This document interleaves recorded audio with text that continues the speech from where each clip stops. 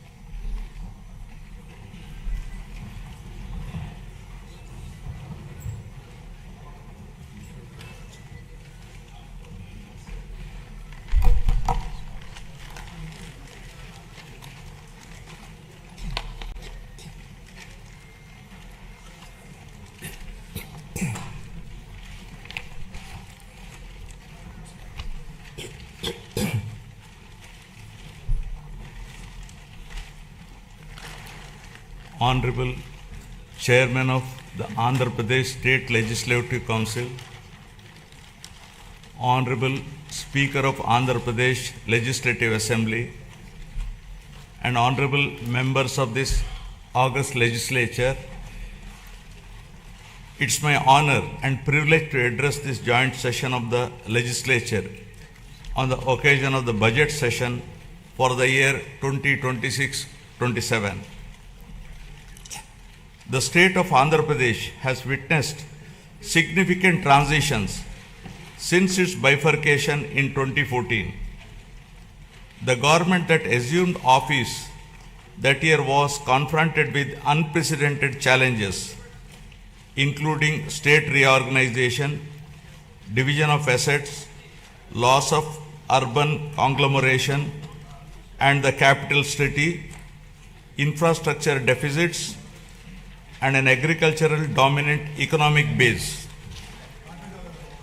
Despite limited resources, concerted efforts were made to stabilize finances, improve connectivity, rebuild institutions, and lay the groundwork for long-term development.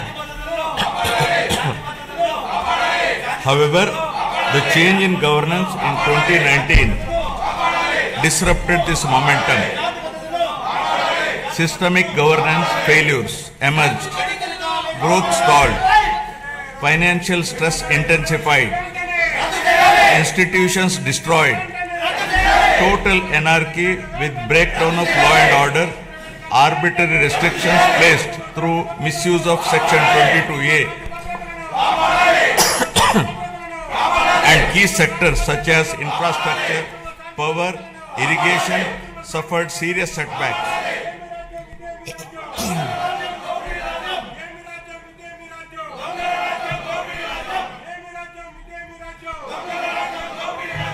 Disenchanted by these experiences, the people of Andhra Pradesh responded their faith once again in my government in 2024, granting an unprecedented mandate to rebuild the state. The decisive verdict of electing National Democratic Alliance government reflects their deep trust and confidence in the leadership of Honorable Chief Minister Sri Nara Chandrababu Naidu Garu, the committed partnership of Sri Pawan Kalyan Garu, Honorable Deputy Chief Minister, and the continued guidance and support of Honorable Prime Minister of India Sri Narendra Modi Garu. Over the last 19 months, my government has followed a calibrated path from revival towards ascendance. Immediately after assuming office, an interim finance plan was placed to stabilize governance and address urgent obligations. This was followed by our first budget, prepared within a short span, which focused on delivering Super 6 and other welfare measures and restarting development activity. Over the next 9 months, corrections were made in policies, system, and expenditure priorities. We then presented a full year budget anchored in a long-term vision.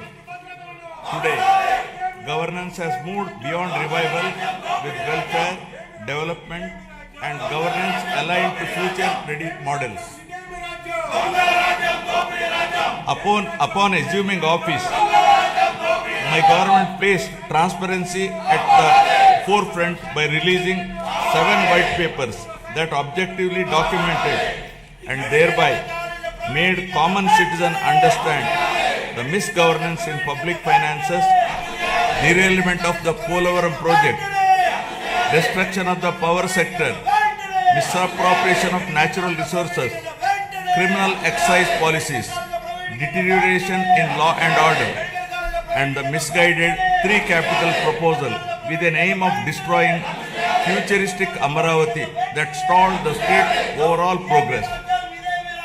By openly acknowledging the problems, my government demonstrated transparency and seriousness of intent